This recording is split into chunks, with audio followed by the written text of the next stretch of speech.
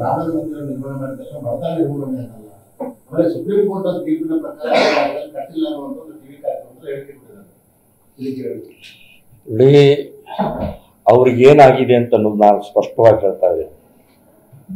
ಇವತ್ತು ಇಡೀ ದೇಶದಲ್ಲಿ ಹಳ್ಳಿಗಳಲ್ಲಿ ಮನೆಗಳಲ್ಲಿ 500 ವರ್ಷದ ಹೋರಾಟದ ನಂತರ ರಾಮ ಮತ್ತೆ ವಾಪಸ್ ಅಯೋಧ್ಯೆಗೆ ಬಂದಿದ್ದಾನೆ ಅಂತನ್ನುವಂಥದ್ದು ಆನಂದ ಇದೆ. ಅದನ್ನ ತಡ್ಕೊಳಕ್ ಆಗ್ತಾ ಇಲ್ಲ. ಕಾಂಗ್ರೆಸ್ನವರು ಹತಾಶರಾಗಿದ್ದಾರೆ, ಇವತ್ತು ಡೆಸ್ಪರೇಟ್ ಆಗಿದ್ದಾರೆ. ಅವರಿಗೆ 100ಕ್ಕೆ 100 ಗೊತ್ತಾಗಿದೆ, ಲೋಕಸಭಾ ಚುನಾವಣೆಯಲ್ಲಿ ಮಣ್ಣು ಮುಕ್ತೀವಿ.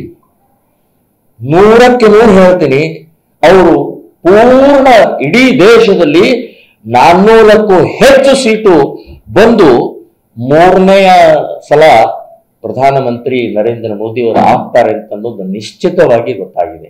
ಹಾಗಾಗಿ ಎಲ್ಲೋ ಇದು ಕೆಣಕೋದು, ಏನೇನೋ ಹೇಳೋದು ಅನ್ನುವಂಥದ್ದು ನಡೀತಾ ಇದೆ. ಸುಪ್ರೀಂ ಕೋರ್ಟ್ ಏನ್ ಹೇಳಿದೆ, 67 ಎಕರೆ ಜಮೀನು ಆ ಟ್ರಸ್ಟಿನ ಹೆಸರಿನಲ್ಲಿ ಏನಿದೆ ದೇವಸ್ಥಾನ ಕಟ್ಟಿ ಅಂತ ಹೇಳಿದೆ. ಏನು ಅವ್ರು ಗುದ್ಲಿ ಪೂಜೆ ಮಾಡಿ ಇಲ್ಲೇ ಕಟ್ಟಿ ಅಂತ ಏನಾದ್ರು ಸುಪ್ರೀಂ ಕೋರ್ಟ್ ಹೇಳಿದ್ಯಾ? ಏನಾದ್ರೂ ಹೇಳೋದ್ರೊಳಗೆ ಅರ್ಥ ಇಲ್ಲ. ಸೊ ನೀವು ರಾಮನ ಬಗ್ಗೆ ಏನು ಮಾತಾಡಿದ್ರು ಕೂಡ ರಾಮನ ಶಾಪ ತಟ್ಟತ್ತೆ, ಹಿಂದೂಗಳ ಶಾಪ ತಟ್ಟತ್ತೆ ಅಂತನ್ನುವಂಥದ್ದು ನಾನು ಹೇಳ್ತಾ ಇದ್ದೀನಿ. ಬಾಯಿ ಮುಚ್ಕೊಂಡಿರಿ. ನಿಮಗೇನು ಅಭಿವೃದ್ಧಿ ಮಾಡ್ಬೇಕು ಅದನ್ನ ಮಾಡಿ ತೋರಿಸಿ. ಅದು ಬಿಟ್ಟು ಇವತ್ತು ರಾಮನ ಬಗ್ಗೆ ಮಾತನಾಡುವಂಥದ್ದು ನಿಮಗೆ ಯಾವುದೇ ನೈತಿಕತೆ ಇಲ್ಲ ಅಂತನ್ನುವಂಥದ್ದು ಹೇಳ್ತಾರೆ. ರಾಮನ ಮಂದಿರ ನಿರ್ಮಾಣ ಮಾಡಿದ ತಕ್ಷಣ ಬಡತನ ನಿರ್ಮೂಲನೆ ಅನ್ನಲ್ಲ.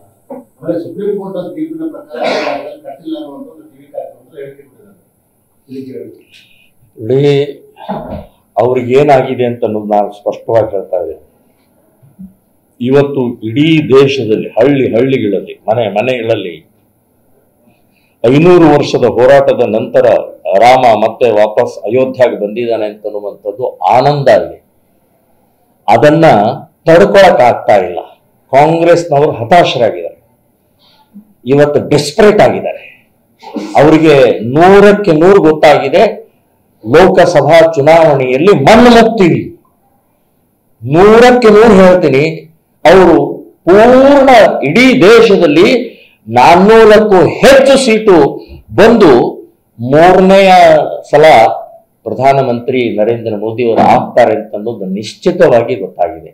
ಹಾಗಾಗಿ ಎಲ್ಲೋ ಇದು ಕೆಣಕೋದು, ಏನೇನೋ ಹೇಳೋದು ಅನ್ನುವಂಥದ್ದು ನಡೀತಾ ಇದೆ. ಸುಪ್ರೀಂ ಕೋರ್ಟ್ ಏನ್ ಹೇಳಿದೆ, 67 ಎಕರೆ ಜಮೀನು ಆ ಟ್ರಸ್ಟಿನ ಹೆಸರಿನಲ್ಲಿ ಏನಿದೆ ದೇವಸ್ಥಾನ ಕಟ್ಟಿ ಅಂತ ಹೇಳಿದೆ.